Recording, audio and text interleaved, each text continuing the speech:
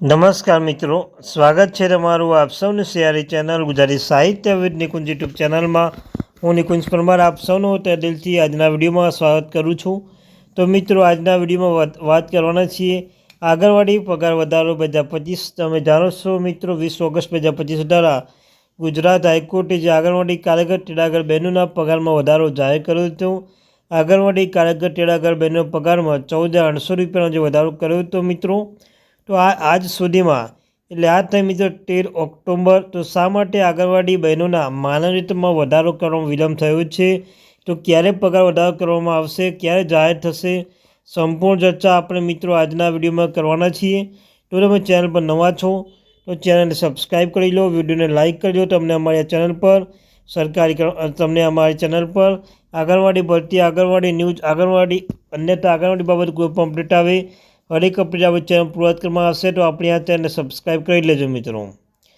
તો મિત્રો, વાત કરીએ આંગણવાડી પગાર વધારો, કાર્યકર તેડાગર બહેનોનો પગાર વધારો. ગુજરાત હાઈકોર્ટે જે જાહેર કર્યો હતો 14,800 રૂપિયા, પરંતુ હજુ સુધી આમાં કંઈ વધારો કરવામાં આવ્યો નથી. તો મિત્રો, આપણે જોઈએ કે ક્યારે વધારો કરવામાં આવશે અને કેમ વિલંબ થઈ રહ્યો છે હજુ સુધી. તો દરરોજ હજારો આંગણવાડી બહેનો બાળકો માટે મહેનત કરે છે, પણ પોતાના હકનો પગાર હજુ સુધી મળ્યો નથી.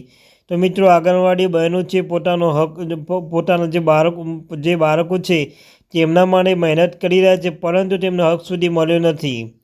છેલ્લો પગાર વધારો મિત્રો 2018માં થયો હતો. ત્યારથી આજ સુધી માત્ર આશા ચાલી રહી છે કે આંગણવાડી કાર્યકર તેડાગરનો પગાર વધારો ક્યારે થશે.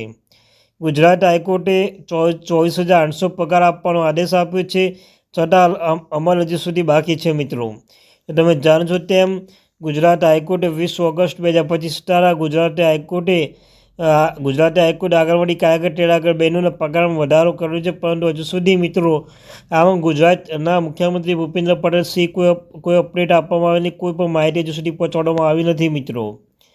તો સરકાર કહે છે કે હાલ કોઈ નવો પગાર વધારવાનો પ્રસ્તાવ નથી.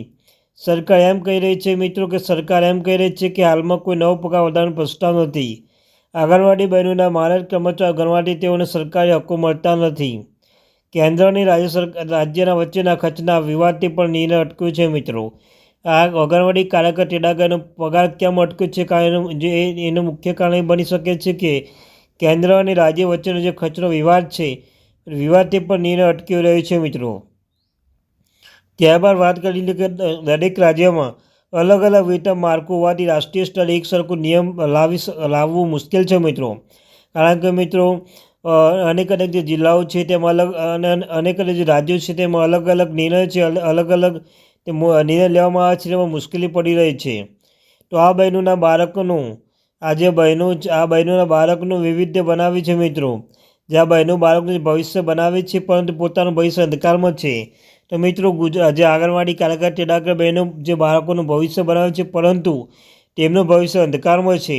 આંગણવાડી સેવા સ્વૈચ્છિક નહીં, તે રાષ્ટ્રીય પાયાની સેવા છે.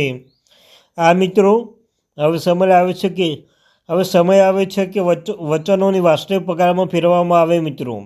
એટલે કે આંગણવાડી કાર્યકર તેડાગર બહેનો જેમ ગુજરાત હાઈકોર્ટે આદેશ આપ્યો છે, તેવી રીતે ગુજરાત રાજ્યે પણ આંગણવાડી કાર્યકર તેડાગર બહેનોના પગારમાં વધારો કરવો જોઈએ. અને મિત્રો, હવે સમય આવ્યો છે વાસ્તવિક પગારમાં ફેરવાનો. અને તમે શું માનો છો મિત્રો, આંગણવાડી બહેનોનું કેટલું વળતર મળવું જોઈએ?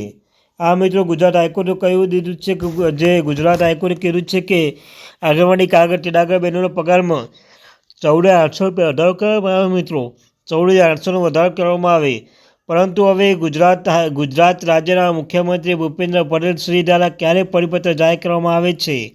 તો મિત્રો, એ તો મળતી માહિતી મુજબ જોશે દિવાળી પહેલાં શું આ નિર્ણય આવી શકે છે. કારણ કે હાલમાં અનેક જગ્યાએ આંગણવાડી કાર્યકર તેડાગર બહેનો વિરોધ કરી રહી છે.